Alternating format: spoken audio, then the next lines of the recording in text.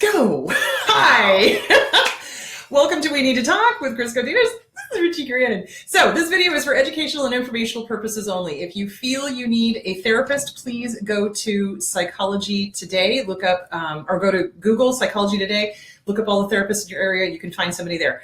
The views and opinions stated herein are mine and Richie's alone. They do not represent the ACA, the APA, or any other therapist for that matter. So boom, shakalaka, here we are. Boom. So, okay, we did a great seminar last night. We have tons of questions on CPTSD. One of the questions, we're just going to dive right into it. So if you guys have got questions at all, please type them in, send them to us, do whatever so we can answer your questions. So, okay, so CPTSD was one of the questions that we had. What's the matter, Richie? You're like, I just saw a question come up. We have two devices running. In a minute, I'm going to switch this one off on Spartan Life Coach, and then you need to go to We Need to Talk with Kris Godinez, where I'll continue. We'll both be live there. Don't let your abandonment issues flare up when I switch this off. This is being switched off. Open up a new tab in Facebook, look up We Need to Talk with Kris Godinez, and go live there now, because this will only be on for 5 minutes. Hi, Arthur. Okay, so we're going to be doing some answering some more questions on CPTSD. Richie did a great explanation of it last night. I agree. It was awesome. It was awesome. It really was. It was a lot of fun. So one of the questions that we got was trauma bonding. Can you talk more about trauma bonding and how to heal from that? I learned about trauma bonding not through mainstream psychology. I was looking up, this is back in 2009 when I was still teaching self-defense. And the Chris Brown Rihanna case came up. Mm-hmm. And I was watching CNN or something like that. And there was a woman who ran a ton of women's shelters across the US. And the interviewer just asked her a straightforward question, which is, why do women who are violently assaulted keep getting back with their abusers? And she really didn't have an answer. And I was like, that's a shame. There must be an answer. So I started doing my own research, and I came across a group of people who specifically focused on getting people out of cults. And they weren't really psychologists, they were Christian counselors. Mm-hmm. And they were talking about trauma bonding and the effects of trauma bonding in satanic cults. Trauma bonding in that environment seemed very relevant to the cycle of abuse that women in domestic violence situations would go through. In a cult environment, you would take a child, you would abuse the child, and then abandon the child, maybe lock him or her in a cupboard. So they're frightened and they're abused and they're alone. And then you come hours later and you rescue them in inverted commas, from the abuse that you put them through. Over time, the mind starts to develop what Freud would have called a fetishist split, where the child knows that you're the same person, but can't live with the reality that you're the same person. So they split you into two, angel and demon. Mm-hmm. The bond is created through the pain, through the trauma. So very intense pain because of, like you were saying last night about the amygdala isn't that smart. Parts of our brain aren't that clever at distinguishing between good and bad stimuli. We don't necessarily always know what's good for us and what is the healthiest thing for us. And that pain pushes very deep into the neural pathways, it seems. Mm-hmm. And that's literally the trauma bond is like a connection that is created through pain and suffering. So how do you break that?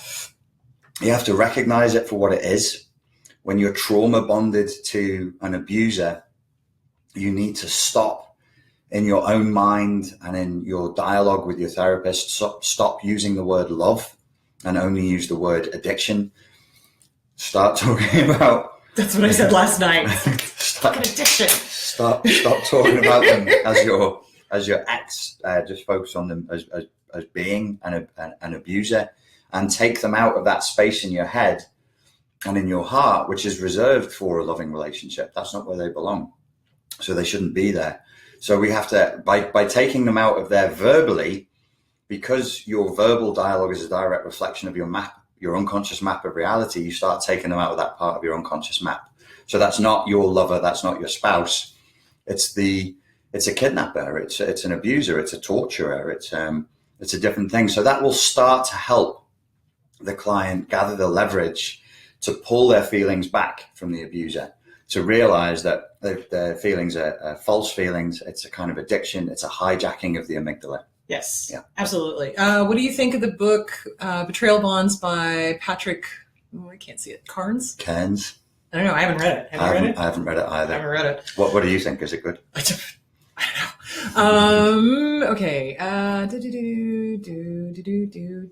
Any questions? I'm looking. Yes. Trauma bond is addiction, not love. Absolutely. And it is an addiction. And it actually lights up the same areas of the brain that doing heroin does, or meth, or coke, or alcohol, or anything else. So you do have to treat it as if you are addicted. So when you are leaving an abusive relationship, you absolutely must treat it like an addiction. And honestly, almost like working the 12 steps is honestly going to help you. I know that sounds crazy because it's like, well, but I wasn't using a substance. Well, but yes, you were, because your brain was on dopamines, endorphins, neuroepinephrine, serotonin, all the feel-good chemicals, the oxytocin, all of that stuff. You've got to get over that addiction to that feeling, that high, that low, that high, that low, that high, that low. So the other question was, you said dolphining. So getting out of a relationship that's abusive and then just going, bam, right back into dolphins, cresting out the water and straight back in. Dolphining as a form of narcissistic addiction. Well, if you are an addict and you lose one source of heroin or one source of meth, you're going to go and find another one. Part of what pushes us into that, I think it's important to say at this point, is the emotional flashbacks and is an inability to deal with the pain. Obviously, if I'm going to go cold turkey, there's going to be pain. Mm-hmm. If I have CPTSD, my capacity to deal with that pain might be diminished. My resilience might be very, very low.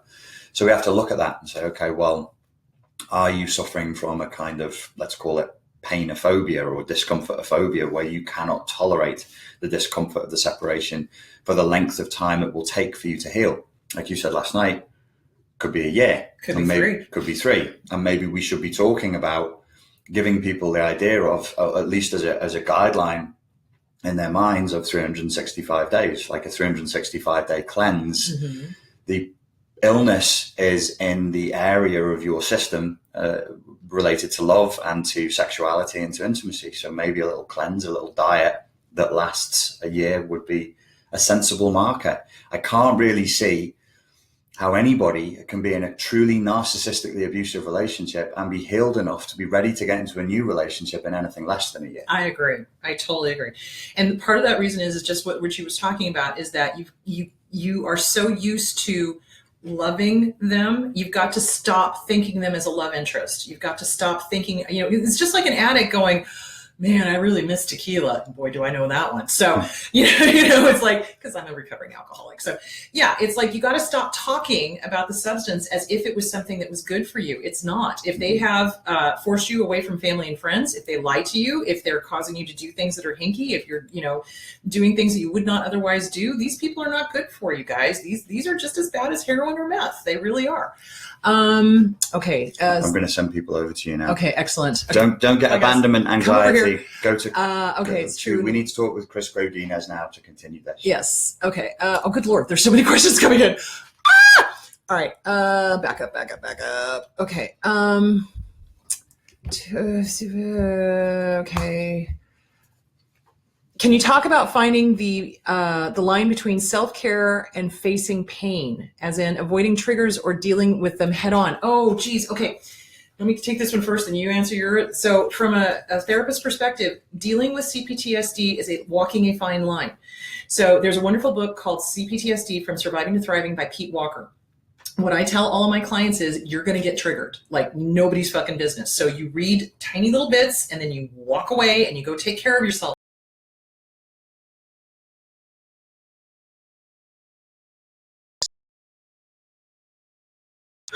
Okay, we're back.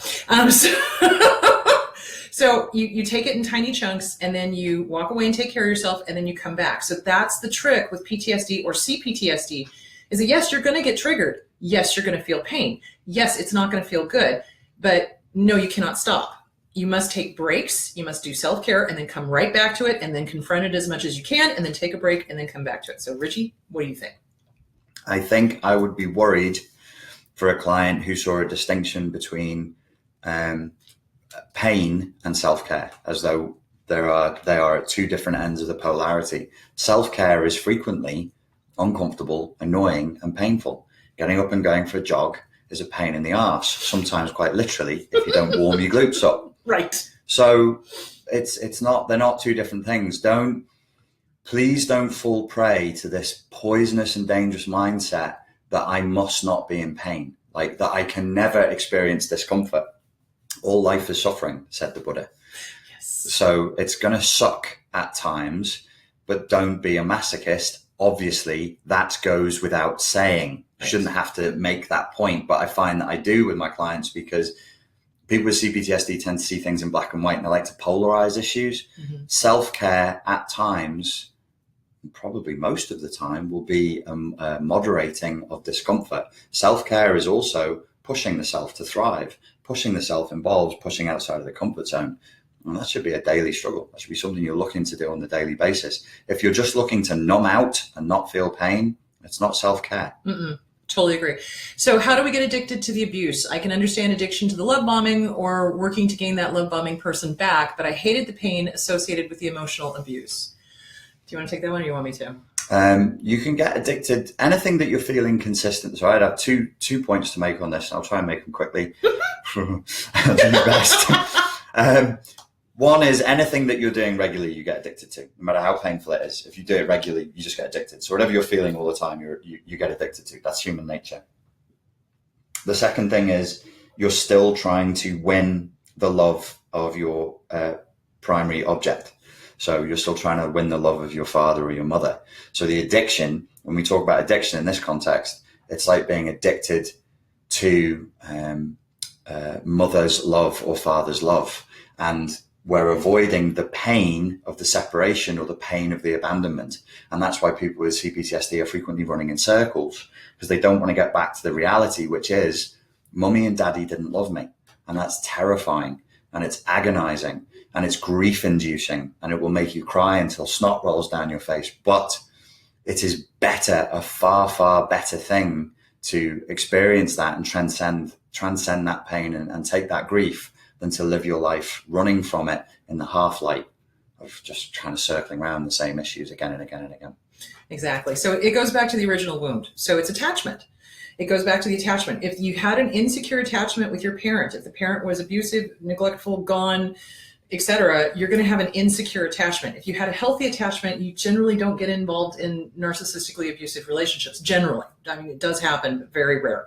It's more likely that there's some sort of insecure attachment. So you have to work on the original wound. You do. And part of the addiction is, remember, it's that intermittent positive rewards. Just like, when you treat a dog, you don't always give the dog a treat every single time you're teaching them a new trick. You do it every third time or every sixth time. And that gets us like, oh wait, okay, no, they're mean to me now, but wait, they're going to be nice to me next time, aren't they? Okay, yeah, they're going to be nice to me. Okay, wait, no. And then we just get addicted to that. And it's this roller coaster, and it sucks. So yeah, okay, so there was that. Does everyone end up with CPTSD, or is it possible that some people don't end up with CPTSD? Is everyone in that question every human on the planet? I think they mean abused, the abused people. Oh, right, the abuse. Well, every human on the planet has a certain degree of trauma. Like if you look around you, you'll see that a lot of people are carrying PTSD and CPTSD that they're not aware of, because the experience of being human is a traumatic experience. If they've been the victim of emotional abuse over a long enough period of time, then yeah, I mean, not everybody calls it CPTSD. You could call it narcissistic abuse victim syndrome. There are a certain cluster of symptoms that always develop. Yes. Yeah, it's consistent across cultures. It's consistent across the world. I mean, I've had people in Pakistan, South America, et cetera, et cetera, et cetera. The abuse is the same, and the way the targets of abuse respond to the abuse is the same. Absolutely. Now, are some people more prone to CPTSD? Absolutely. Some people are not as resilient because they didn't have at least one parent that was sane. So if you had two parents that, and one was cuckoo and one was kind of sort of sane, you have a better chance of not having as much trauma damage. But if you had two parents that were completely cuckoo for Cocoa Puffs, yeah, you're probably going to have a lot of CPTSD, if that makes any sort of sense. Okay. In one of your talks, you were talking about someone who was abused by a narc. What? Abused by a narc can display narc traits. Is there a way to find this out? Which one? Okay, do you mean the target of abuse starts displaying narcissistic traits? That's called picking up fleas. So when somebody is involved in an abusive relationship, they pick up fleas. It's just like the old saying, if you lay down with dogs, you're going to pick up fleas. So when you're with an abuser and the abuser is abusing you, one of the ego defense mechanisms is called identifying with the aggressor. So you start becoming the abuser. You start taking on their traits. You start vomiting out their filth. You start abusing by proxy because you're trying to stay safe. It's an ego defense mechanism. Yeah, it's in the CPTSD spectrum, it's a fight fawn response. Primary fight, secondary fawn, and you're basically just trying to survive. You're using survival strategies. It shouldn't last very long. Like if you've seen that you've developed, Sam Vaknin just calls them narcissistic defenses. It's very normal for people who do not have NPD to have narcissistic defenses. It's very normal for people who do not have NPD to develop a defense mechanism that they would have acquired from the abuser, because we're always learning. And if you're stuck and self-isolated, no family, no friends, just chatting to that one hypnotist all day, every day, yeah, you're going to start talking like them and acting like them eventually, of course. Yeah. And it takes time to undo it. You've got to go to a good therapist. First of all, you have to get rid of the abuser completely. Second of all, you've got to go to a good therapist. If you don't go to a good therapist, you're going to dolphin. Just like he said, it's like you're going to get out of that relationship, and instead of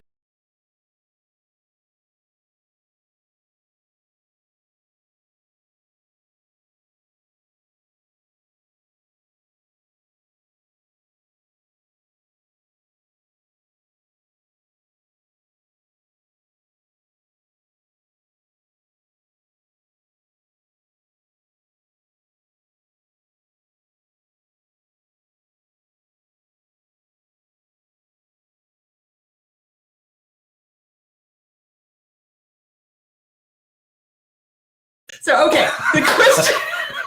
Hi, welcome to the show. The question. If you just tuned in, today is I Love Cocks with Kris Grannon.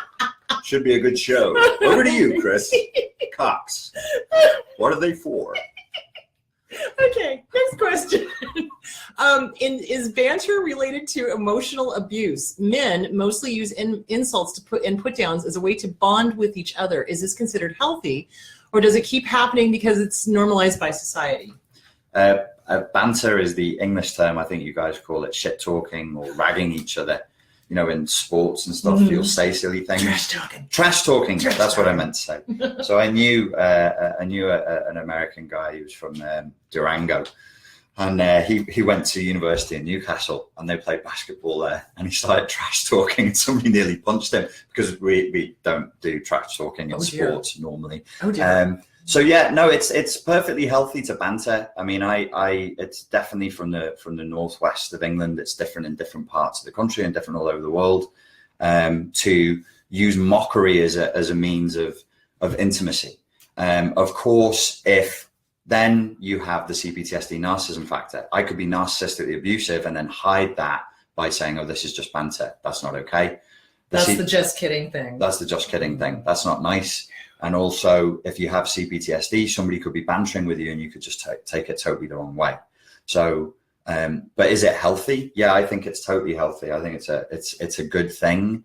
And you know, it's kind of like amongst men, certainly, it's like a fast tracking way of building camaraderie and rapport. And I would say, I don't know how old you are, Cher, but if you're under the age of 30, somewhere between 20 and 30, see it as, and you have CPTSD and maybe some social anxiety issues, I would be encouraging you to see this as an essential skill set to develop as a guy, because it's very hard for normal blokes, neurotypical blokes, to build bonds with you if you can't do that stuff.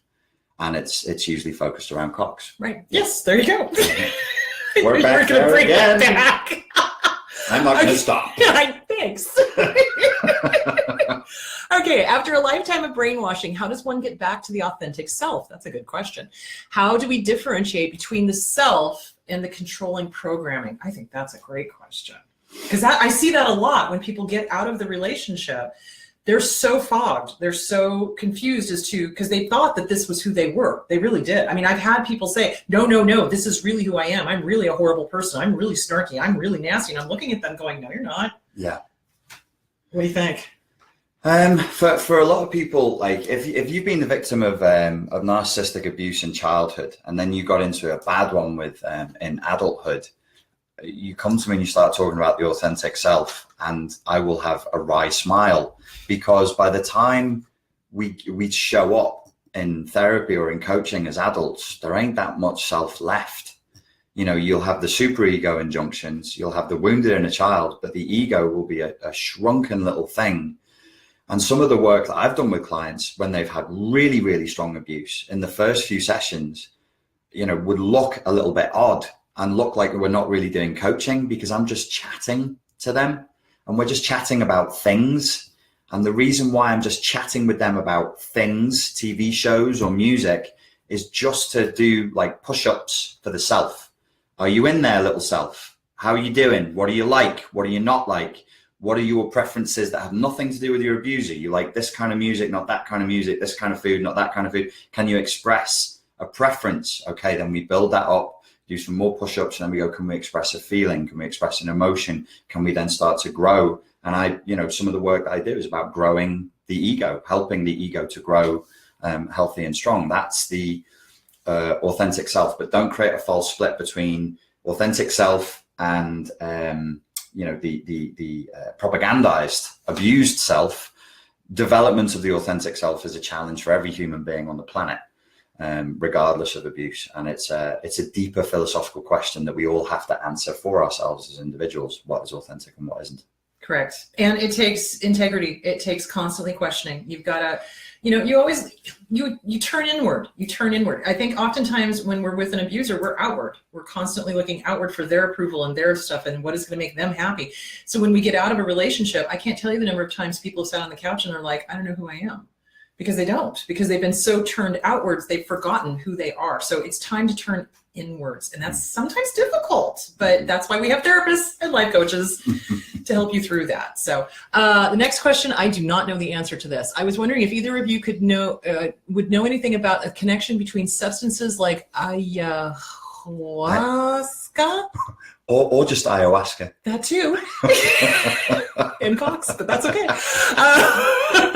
Sorry. Imbibe them all. I'm so going to hell. Forgive me, baby Jesus. Okay. Where was I? And dissociation. After ayahuasca, I don't even know what ayahuasca is. And after an ayahuasca ceremony in 4 years, I am mostly, but not completely recovered. Also experienced a lot of trauma around that time. So it's hard to know what the difference is. Anything you might do? Do you sound like you know more about it than I do? Ayahuasca is like a naturally growing psychedelic. It has the same effects as DMT. Severe dissociation after an ayahuasca ceremony. Okay, and you're not fully recovered. Okay, so first of all, there is a lot of research out there that indicates that psychedelics can help with PTSD and CPTSD. Do not leap to the conclusion that that means that you should all just be trying psychedelics. I have had one client who I know who told me, even though I told her again and again and again, don't do it, don't do it. She said, I think I need to do this. I'm going to do it. Months later, she came back to me and she had a good experience. Oh, that's good. Which is awesome. When I was a kid, I tried acid about 10 times in my teens. Seriously? Yeah, I did loads of acid. Damn, I was isolated, man. It's sheltered. I did lots of acid. From the age of 13 to 19, I think I did like 12 trips. And I would not recommend it for two reasons. One is if you're not ready and you're not being guided properly, it is a truly hellish experience. It will pop open your third eye, but at what cost? It could drive you completely insane. Mm-hmm. Just the discomfort of being pushed out of your normal consciousness for somebody with CPTSD who's quite sensitive could be very, very traumatic. You may have already had a dissociative response, a flight response to trauma before it began, and then it just increased that dissociative response. So don't do psychedelics as a means of healing. For people with CPTSD, a good book, a good conversation, and a walk and a look at the sun as it's setting could be as psychedelic as you need. And I don't mean that in a silly way, in a specious way. Quite literally, the psychedelic experience is only useful when it increases your neuroplasticity and it develops the dimensions through which you can think. And for some of us, really, a good walk would do that, especially if you're a very sensitive person. You know, are you the type of person who wants to parachute out of planes? I don't. I don't need that. I get very excited over very, very low level things, like a cup of coffee and a good conversation, and I'm flying. I've got all the adrenaline I fucking need. You don't need to throw me out of a plane. So, but with a cup of coffee. With a cup of coffee. And a good conversation. You know, I don't need it. You probably don't need it. People who are very, very numbed out, they need that. But ayahuasca, from what I've read about it, you know, I read a lot about it from Graham Hancock, who was a cannabis user and he used acid, and he said it was ferocious. So a regular psychedelic experimenter says it's a ferocious experience. I will probably do it at some point in the not too distant future, but I am in a place where I have reason to believe that I'm very grounded. But for most of us, no, not a good idea. And plus the fact, if there is a family history of schizophrenia, any sort of psychotic breaking, that kind of thing, you do not want to do psychedelics. Yeah. You really don't, because like he said, it could blow open your third eye, because I'm a firm believer in that, and it could totally push you into a completely psychotic state. So you don't want to. There's research, isn't there, that says schizophrenics can't do it. Mm-hmm. It doesn't have the positive opposite. But if you've got family histories with, it can cause the dissociation and issues and things like that. I am actually a huge fan of medical marijuana. Right. And I've had a lot of veterans use it, and with great effect on the PTSD. So if your state allows medical marijuana, check into it. I think that's a great way to go. So, okay, next question. Been a non-smoker for 5 years now and still want to smoke from time to time. It takes years to recover, especially when you grow up being addicted to abuse. I'm in like year 2.5 now of emotional recovery, still lots of work to do. I'm doing something similar. Okay, taking small steps. Good job. Okay, that wasn't a question. Sorry. Please use question marks. Yes. Can you repeat the name of the book, please? Which book? Was it CPTSD from Surviving to Thriving by Pete Walker? If it was that one, then it's CPTSD from Surviving to Thriving by Pete Walker. Okay.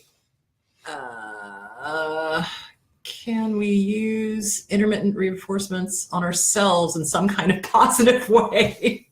Good job. Yeah. Good job. So positive reinforcements, and Richie, you were talking about this last night. They're huge. They're really, really important. And we made fun of them in the 80s, 90s on Saturday Night Live with the whole Stuart Smalley thing about I'm good enough, I'm smart enough, and gosh darn it, people like me. But it works. It works. It really does. And you have to be careful of what your intention is.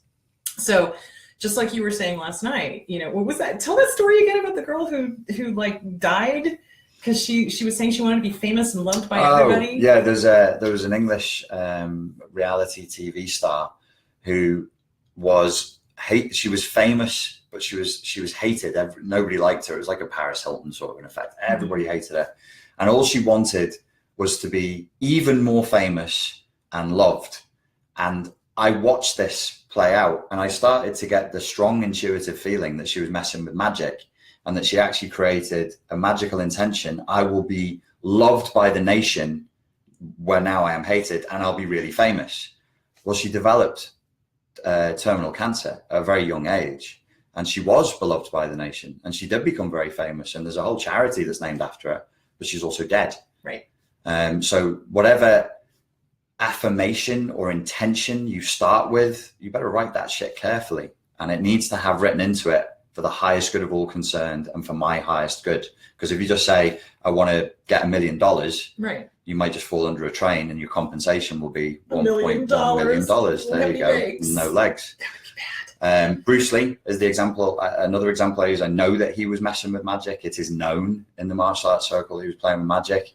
And his thing was to be the most famous person in the world, not just to be famous in America, where he was denied starring role status because he was Chinese. He couldn't break through that. It was like, we're not going to have a Chinese star. And he was like, I will make America accept me as a Chinese superstar, as an action star. Mm-hmm. He became the most famous person in the world. He's, to this day, across the world, wherever you go, if you show people a picture of Bruce Lee, they'll go, that's Bruce Lee. Also died at the age of 33 with, you know, some of his best songs still unsung. So I think there's kind of a cautionary tale here. Whatever your intention is, that needs to be set very, very carefully and very deliberately. Mm-hmm. I agree. And when you do positive affirmations, it's not so much I want to be famous or I want to be loved. It's more along the lines of, I love myself. It's okay for me to love myself. It's okay for me to like myself. I appreciate who I am. I like the way I think. I like the way I talk. You see what I'm saying? It's like, it's about you. It's not about money, money, money. It's about, what do you like about you? Because when we're with an abuser, they've put us down. They've told us how horrible we are, and we don't know who we are anymore. And it's really important to really start validating what is true about you. I like my integrity. I like the fact I tell the truth. I like the fact I have a sense of humor. Do you see where I'm going? Those are all positive affirmations, and it doesn't involve magic. So nothing feels better than feeling comfortable inside your own skin. Yeah. And just liking yourself. There's no money or fame or external validation that's ever going to make up for the slow drip release of endorphins and serotonin from going, I feel okay. My life's okay. It's all right. It's good. It's all good. So how do you know if you have CPTSD? How dare you ask me that question? Emotional dysregulation is an indicator. So if you're responding strangely to things, or people are saying you respond, like more than one person is saying you're responding strangely to scenarios, so that would usually manifest as turbulent relationships. You struggle to maintain friendships, you struggle to maintain intimate relationships with people, and you will have a tendency to run away, sometimes quite literally, like change countries.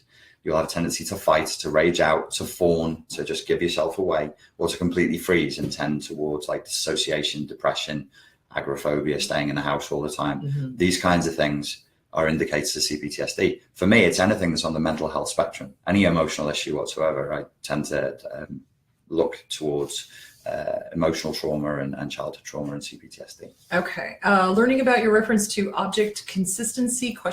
Is there something you think is significant? It appears to be a tough balance to call a spade at the risk of the appearance of playing the victim card.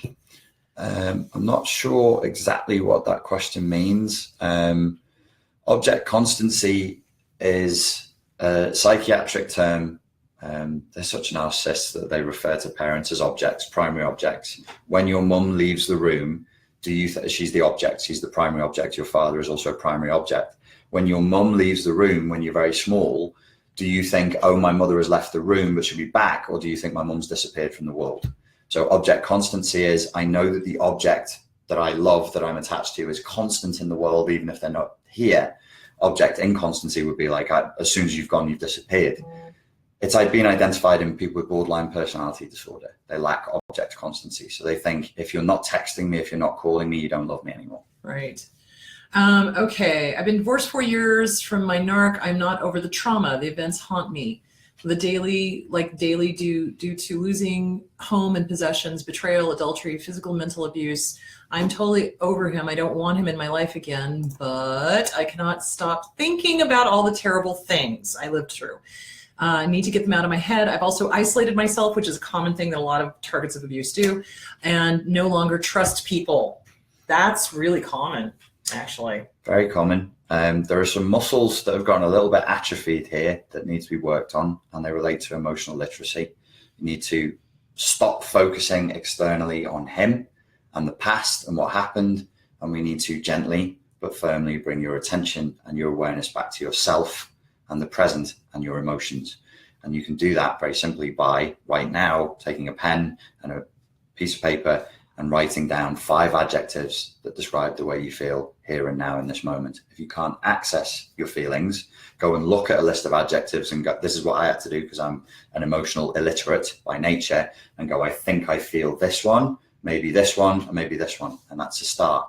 And you would do that a couple of times a day, every day, and then you start to develop your emotional literacy, and you realize that it's not about him. The obsessing about him and the obsession about the past and the pain is actually to help you avoid this pain, which is in here. So you want to be in here, where you feel like you're in control, on narcissism forums, watching YouTube videos about narcissistic abuse. This is where you feel okay and where you feel safe, to keep you away from the danger of the watery emotions in the heart chakra. Well, and here's the other thing. When we have been in an abusive relationship, sometimes we obsess and we go back and ruminate and think it over and over and over again as a way to keep that person with us. It's kind of a dysfunctional way to still have a connection to them, even though they're gone, even though they're peace out. And they may be dead too. I mean, like with my dad, he died, and I realized I was still hanging on to the anger as a very dysfunctional way to try to keep him alive. Little kid thing. So you've got to work on the original wound. You've got to go back and really figure out, what is it that you're trying to avoid? What is the fear? What is the abandonment? What is the original grief that you never grieved your way through? Write it out. Write a letter. Do the good, the bad, the ugly, the horrific at the very, very end. Goodbye. Period. Like, you're out of my head, like, done. And anytime one of those thoughts pops up, you don't want to resist it. Cause like, you remember, like, okay, there's a pink elephant taking a shit in the corner of the living room. Oh my God, I don't want to think about the pink elephant taking a shit in the corner of the living room. Holy shit, it's a pink elephant. I don't want to think about it. I'm not thinking about what the fuck am I thinking about the whole time. So what you want to do is you want to be able to have the thought and go, oh, fascinating little thought. I choose not to invite you in for coffee. Bye-bye. And then let it go. So you can acknowledge it, but don't invite it in for coffee. And that takes practice. So that's what I can say about that. Okay. Addiction to love, if it's addiction, it's not love, which I believe is true. Why don't I feel the need to get with anyone else quick?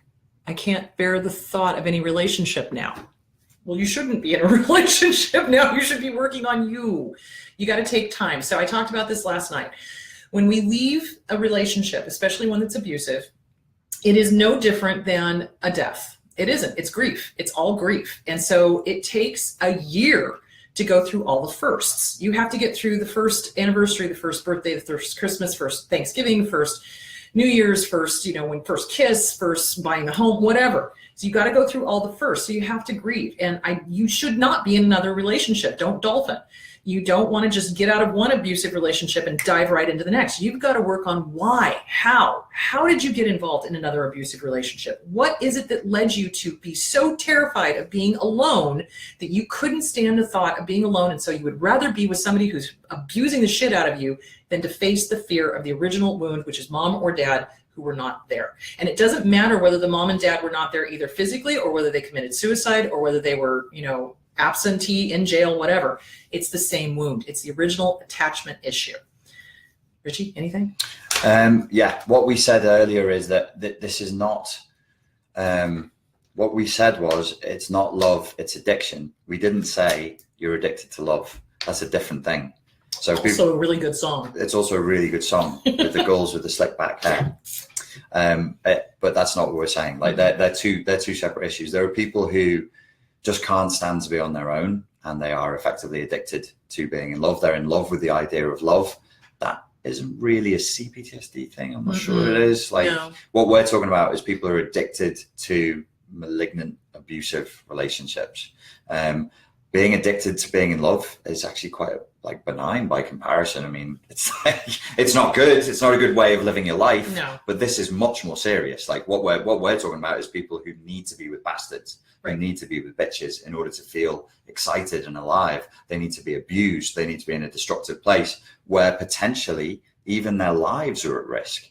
If you're just some silly, vain person who just wants to have a boyfriend all the time or a girlfriend all the time, that's I don't know. That's somebody else's. That's a different counselor's issue. Yeah. Well, it's a inability to be alone with yourself, and it's not because that you don't like being alone. You don't like what you're hearing. So I can spend hours by myself, literally, and sometimes I wish I could spend hours by myself.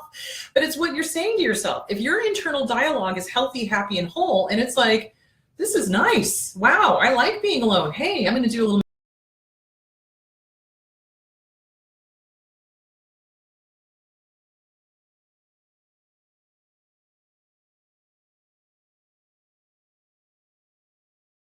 Doesn't when I'm talking. So when you're, it's vindictive. It's vindictive. It's because I mentioned the Cox thing. That's why. Cox is punishing. Sorry. Okay. And scene. Okay. So it's the internal dialogue. It's not that we don't like being alone. It's that we're terrified because this thing is like chewing on us. It's like the abuser. It's like the toxic parent or the toxic lover or the toxic friend or the toxic boss. And it's just like, in the background. We're not even aware of it. That's why we don't like being alone. People who love themselves have good self-esteem.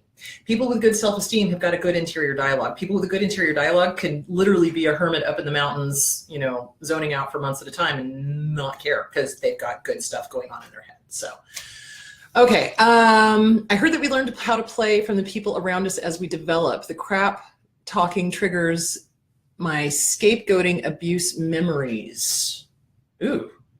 Scapegoating abuse memories. Wow.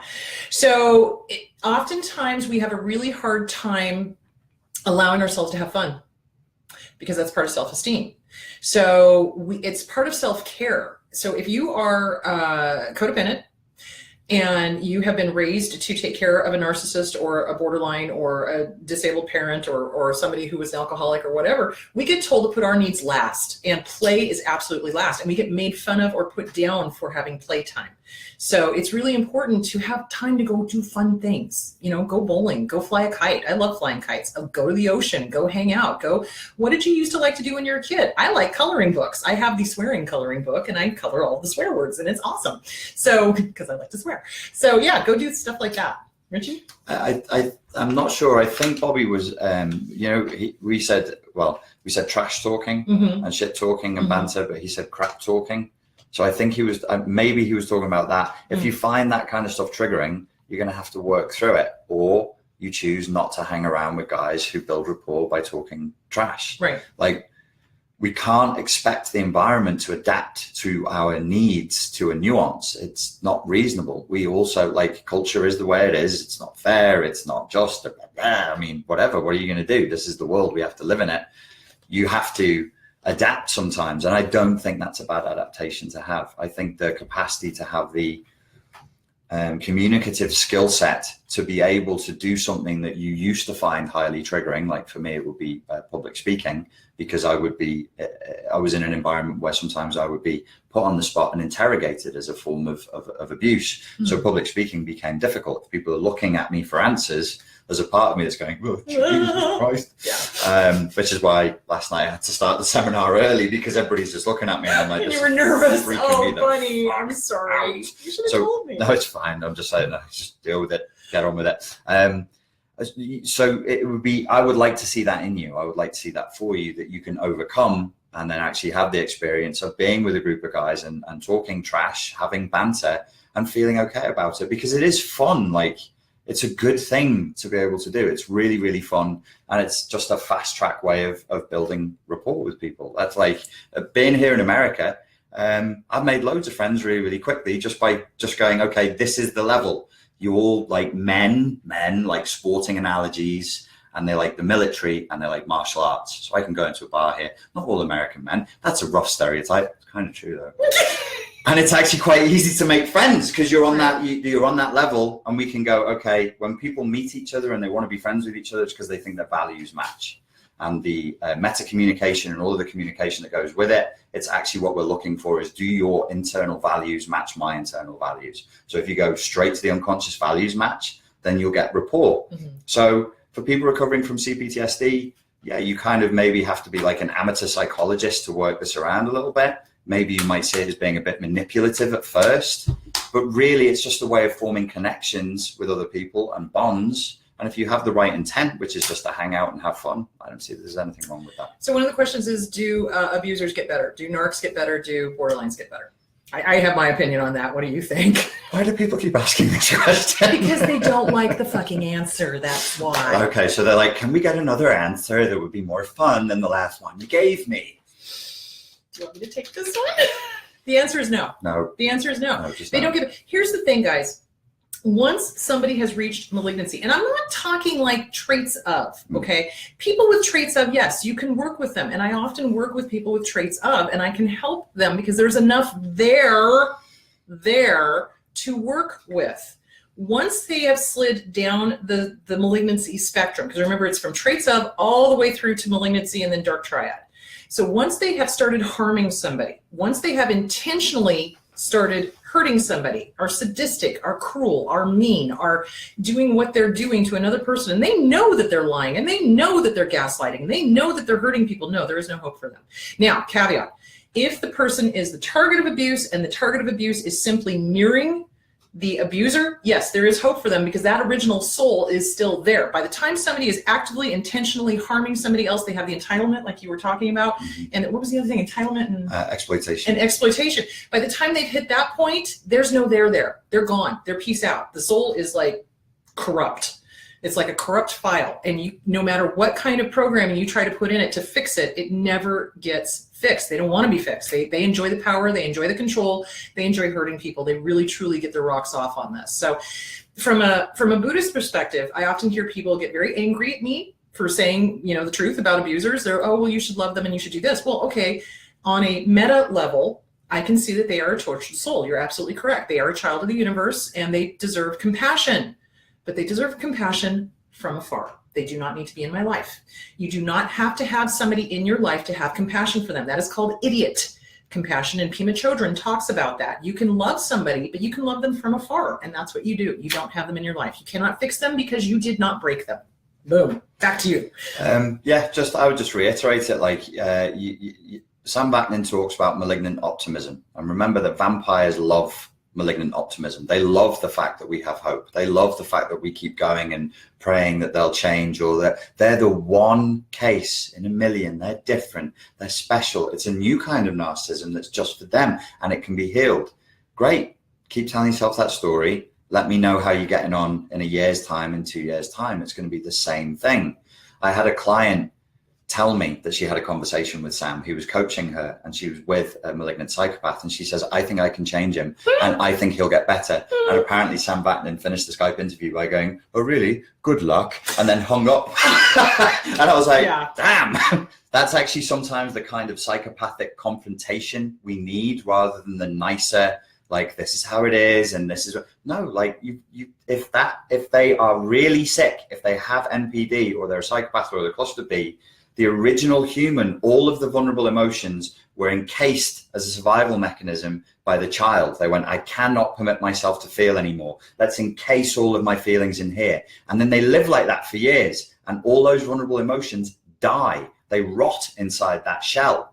And then they're gone. So what you're looking to save, I don't think is there anymore. Mm-hmm. And it's not my case. It's not my place to say, well, we're at the end of total research, or there could be some neuroscientific breakthrough that would fix them. I don't know. It's not my place to say.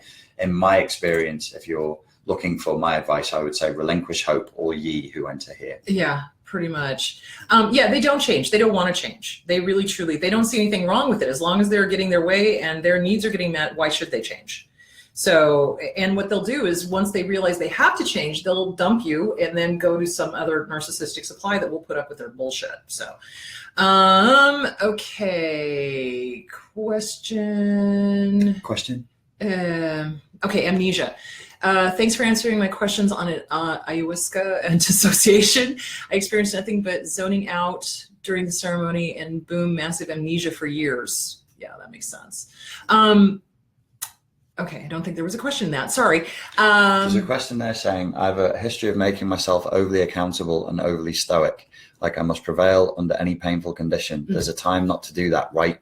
There was a guy in the seminar last night, right at the end, he was saying that he couldn't let go of his wife, even though she knew that she was very, very sick. Mm-hmm. Sometimes this is a belief. There's actually some belief work that needs to be done. Like, if you love somebody, you should never give up on them. If you love somebody, you should never quit. Mm-hmm. In the case of the gentleman last night that I was talking to, he actually, as a child at 8 years old, had seen his mother and father divorce, and it had been enormously painful for him.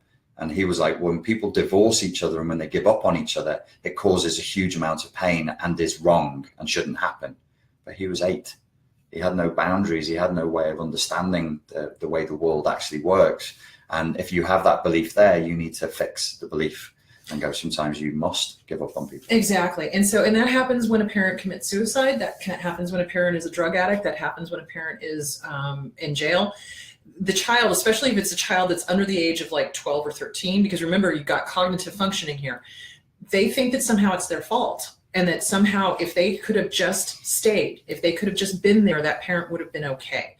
And it's not true. And sometimes you have to walk away. And it's heartbreaking because If the target of abuse is now abusing by proxy and they're harming the family and the friends sometimes have to shut that door. But here's the roadmap back. Leave the goddamn abuser. Get into therapy. Work on the original wound. Make amends. It's like working the 12 steps. Who did you hurt when you were under the influence of your substance?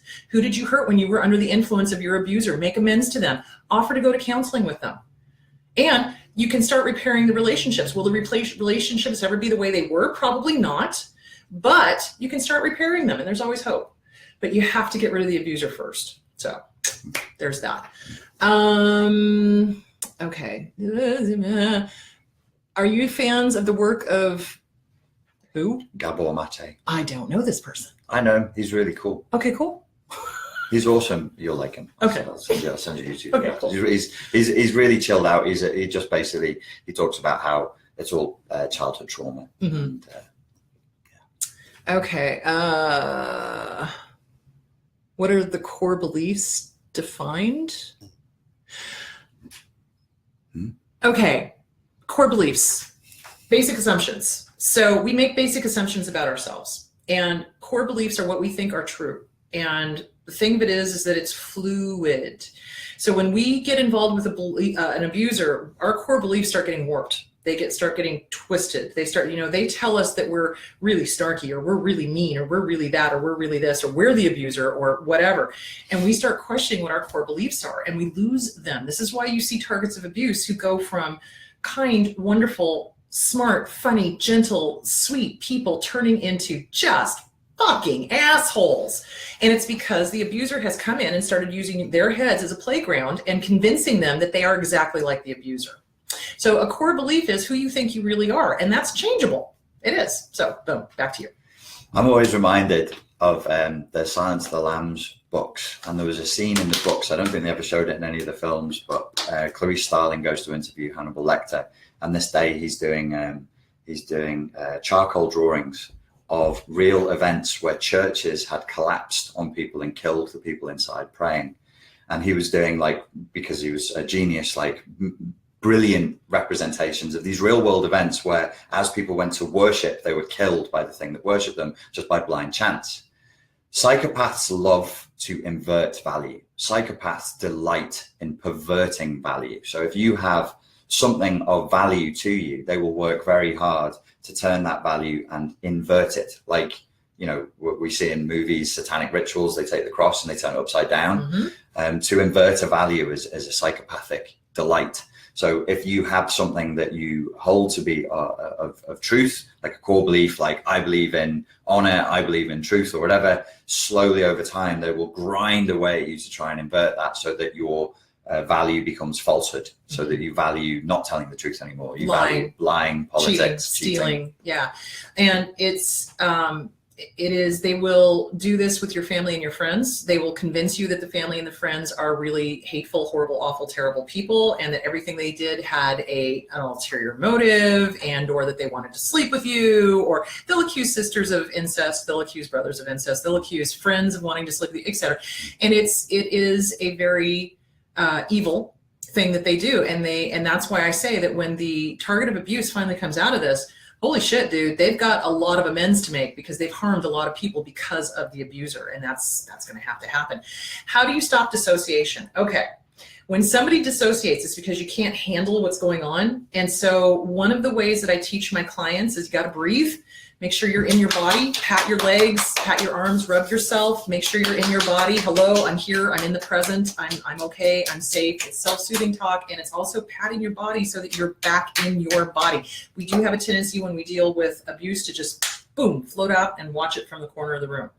So in order to start working with that, you've got to do the self-soothing talk, you've got to work on the self-esteem, and you've also got to start loving your body. Get back in your body. It's okay. You're safe. Nobody's going to hurt you anymore. The other thing I love, take self-defense classes. Once you start taking self-defense classes and you know you can defend yourself, it's a lot easier to stay in your body because you're not constantly afraid. Okay. Okay, 12-step fellowship can actually re-traumatize folks with CPTSD. Cluster bees thrive in this environment. You're going to find cluster bees in any environment. You are. They're everywhere. They are among us. Especially where there's vulnerable people gathered as well, isn't there? Yeah, exactly. And Richie and I were talking about this. There are a lot of therapists out there that don't know jack shit about cluster bees. We don't, in the US, I don't know about Britain, there's no education on this. And in fact, there was a whole problem between the ACA and the APA. There was a faction that wanted to get rid of cluster bees, personality disorders altogether in the DSM-5. And the DSM-5 is coming back up for review, I think in 2018. So the humanists want to get rid of it. I think it's a huge mistake because you can call a pink elephant taking a shit in the corner room a pink elephant, or you can call it Fred, but it's still taking a shit in the corner of the living room. So a cluster bee is a cluster bee. It's always going to be a cluster bee. It's always going to abuse. So you're going to find cluster bees everywhere, and it's a matter of boundaries. If you want to make sure that you are never abused again, you must work on your boundaries, and you have to have a list of deal breakers. And the second anybody, and I don't give a fuck who they are, breaks one of those deal breakers, peace out. I'm done. I'm gone. Not putting up with it. So, thoughts? I dissociated. I'm sorry. That's okay. Do you know what? And this is the ironic thing. I dissociated thinking about dissociation. Oh my God. I hate it when that happens. I'm dissociating into a dissociative state. The one thing I would say about the dissociation that I just had in my little head trip there is, as Kris said, it's a feeling of not feeling safe. So you have to convince the inner child it's safe to be here now. It's safe to be present. It's fun to be present. Let's look at being in the present. What's the coolest thing about this present moment right now? What am I enjoying? Ooh, the present is okay. So on and so forth. It takes a little bit of time. Okay, so after 5 years of EMDR therapy, I find that I'm still attracted to assholes. Knowing this has kept me away from dating. Any advice on tricks or works that I can do to make it so that I'm attracted to the good guys? I would say it's self-esteem, because people who love themselves don't get attracted to assholes. They just don't. It's like, again, deal breakers. The second somebody breaks one of your deal breakers, you're done. Peace out. You love yourself more than you love being in a relationship with an asshole. It's a self-esteem issue. It really is. If you're doing therapy to fix a problem and it's not worked after 5 years, something went wrong. If it doesn't work after 3 months, you should be looking for another therapist for another solution. Mm-hmm. 5 years is way too long to not be getting the results that you're actually looking for. Agreed. You might not have gone into EMDR therapy just to not still want to fall in love with arseholes, to be fair, but it would have been good to have identified that as an objective and to start setting boundaries within the therapy and go, seriously, like, you should be seeing dramatic, permanent changes within 3 sessions. Mm-hmm. And you can do 3 sessions you could probably process inside of 2 weeks, 3 heavy sessions. Yeah. In 14 days. You won't kill you. It will tire you, but it won't kill you. Right. The 5 years is way too long. Mm-hmm. 3 months should be a cutoff point. Well, and here's something else. If you're super stuck, I have a friend of mine, Lauren Archibald, who's a life coach, and she does NLP. And I've used her because I got super stuck at one point because I had a lot of loss going on and I couldn't get past it, and I couldn't say somebody's name without sobbing. So it was like, okay, I need to function again, because if I can't help me, I can't help my clients. So I went and I did NLP, and I did a breakthrough session, and it pushed the subconscious stuff and got it flowing again. So Lauren always says, if you're not moving forwards, you're moving backwards. There is no stuck, which it's kind of like Yoda. There is no try. There's only do. There is no stuck. So if you're with a therapist and you're with them for like 3, 5, 10 years and you're not moving forward, then you're not with the right therapist, or you're not taking the suggestions of the therapist. That's the other thing I see, is that, therapists can give suggestions and give tools and tell them, okay, work this way, work this way. But if you're not doing the homework, you're never going to get better. It's just like playing the piano. You can't just be with the maestro and expect to get better in that 1 hour session. So. Oh, just one final point. Mm-hmm. If you're still stuck on dating assholes, as you say here, instead of arseholes, which is the proper way of saying it, then there's a difference? Yes. Oh, yes. A huge, but important difference. Then there's a couple of things that you're going to have to do that you probably don't want to do, and that might be outside of your self-image. You are still carrying father issues. You're still carrying mother issues that have just not been dealt with, that you think you've dealt with, but you haven't. and you're also not processing your grief properly. That's why you keep going back, because that's what you're patterned for. So who was the asshole in your life? Who was the first asshole in your life? Where did this imago come from? Primal asshole. Yeah, the primal asshole. That sounds like the name of a book. Yeah, primal asshole. You got it. Okay. How do you guide clients who are afraid to go back to the workplace after the narc bosses and workplace abuse? Get a new job. If you cannot, then it is a matter of, again, working on boundaries and working on self-esteem and working on the word no. So recently I worked with a client who could not say no, and she literally worked herself into the hospital. She was so exhausted because anybody came with her with a project, she'd be like, yes, of course I'll do it. Yes, of course I'll do it. Yes, of course I'll do it. So that is a codependency issue. It is a codependency issue. So The Disease to Please by Harriet Breaker, Codependent No More by Beatty, Beyond Codependent No More by Beatty, and you start working on boundaries. No is a good word, guys, but here's the thing. Our parents groomed us to not be able to say the word no. They told us that it wasn't okay. And our abuser tells us that it's not okay. So you've got to be able to say the word no and mean it. No, and I mean it. And so when she went back to work, she started telling people no. And the beautiful thing of it is because she'd been in the hospital for like 3 weeks, the boss figured out how much work she did and realized she needed an assistant. And then she got an assistant and things started calming down. So don't be afraid of taking care of yourself. Don't be afraid of saying no. I would, a client who's been abused in the workplace, who's then afraid to go back and is nervous about going back, I would be saying, you've got to expect it to be difficult. You've got to expect, like, you're going back into a triggering, traumatizing environment. Expect it to be difficult.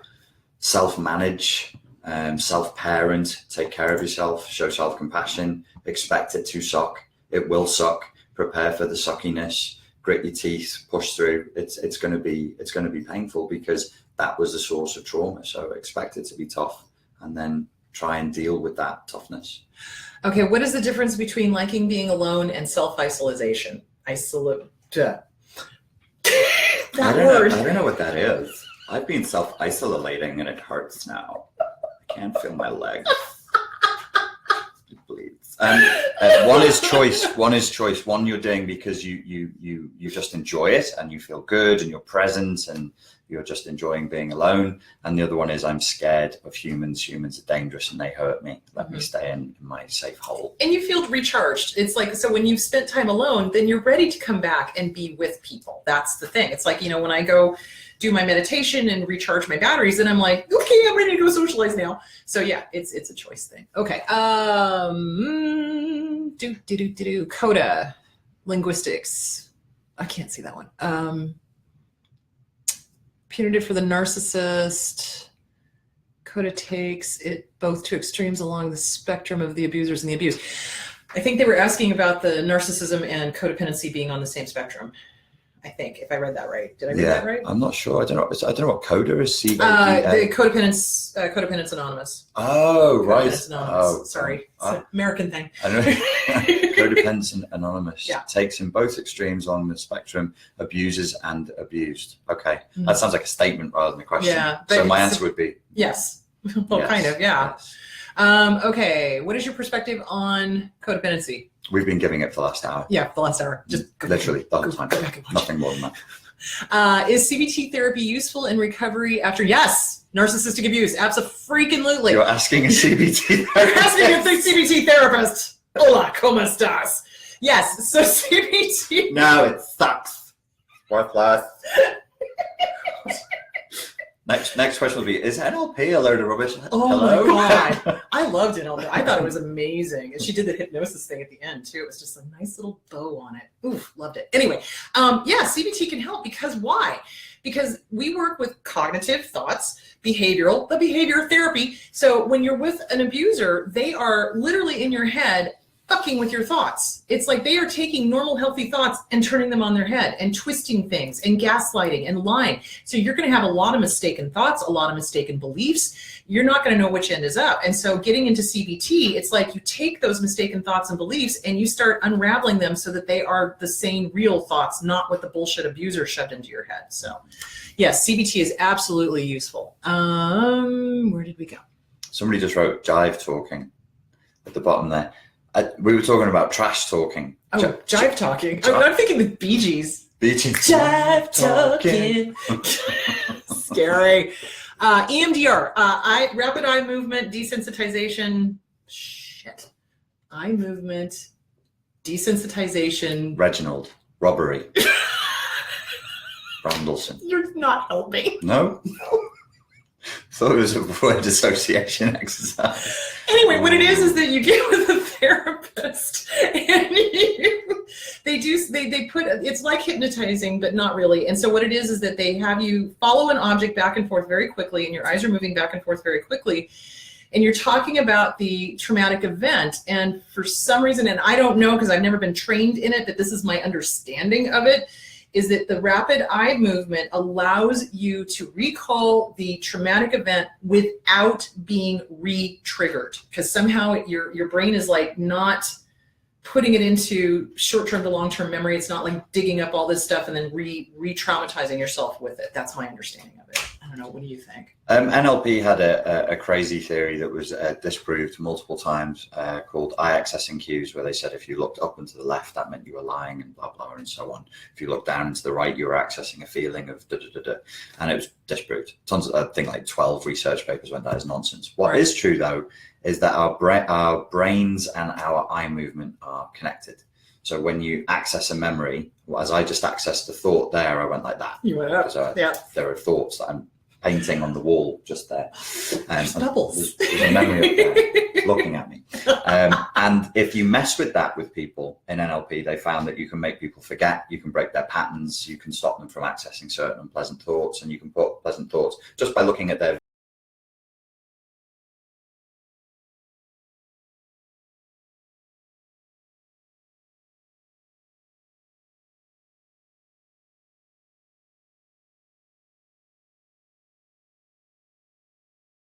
There it is. Okay, go ahead.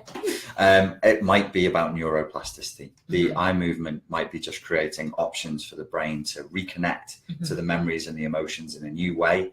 And if the brain and the unconscious have options, they tend to choose better ones that will heal you. Okay, how to own our own shit, but also differentiate between being accountable to our actions, or if we are being baited into an emotional reaction by being devalued, which results in emotional flashbacks. So owning your own stuff versus beating yourself up, I think, is what they're saying, if I read that right. I don't know, what do you think? How to own our own shit, but also differentiate between being accountable to our actions, or if we're being baited into an emotional reaction. That whole sentence is so long and goes to so many days, it's actually trancing me out a little bit. So I think if I'm reading you right, you're asking, it's like, how do you hold yourself accountable without doing the whole mea culpa, mea maxima culpa thing? So guilt is learned. We learn to be guilty, and it's Buddhism. I'm going to throw it in here. Detachment. This behavior happened. Okay, I did this. I own it. Do I need to beat the living shit out of myself? No, because it's not really going to help much. Do I need to make amends for this? Yes, I do. So then you go do that, and you hold yourself accountable. And yeah, if you want to feel guilty, you can, but I don't think it's going to help much. So you own your own stuff, but you don't beat yourself up, because that keeps you stuck. That keeps you mired in the past. So don't do it. So have some detachment from it. It's like, yes, did I do this? Yes, absolutely. Did I abuse by proxy? Yes, I did. Do I need to make amends? Yes, I do. Go make the amends. Let it go. I managed to penetrate through the jet lag for just a few seconds there. That it sounded like there might be an internal boundary issue where you're not distinguishing between authentic feeling and inauthentic or neurotic feelings. So neurotic feelings can be those that are imposed upon us through trauma and abuse, and authentic feeling is what you actually feel about the situation. So I would look at working on your emotional literacy, so the boundaries between your thoughts and your feelings, other people's thoughts and other people's feelings, and your thoughts and your feelings. Let's have a strong boundary between them. That might help you to go, okay, I'm being accountable and responsible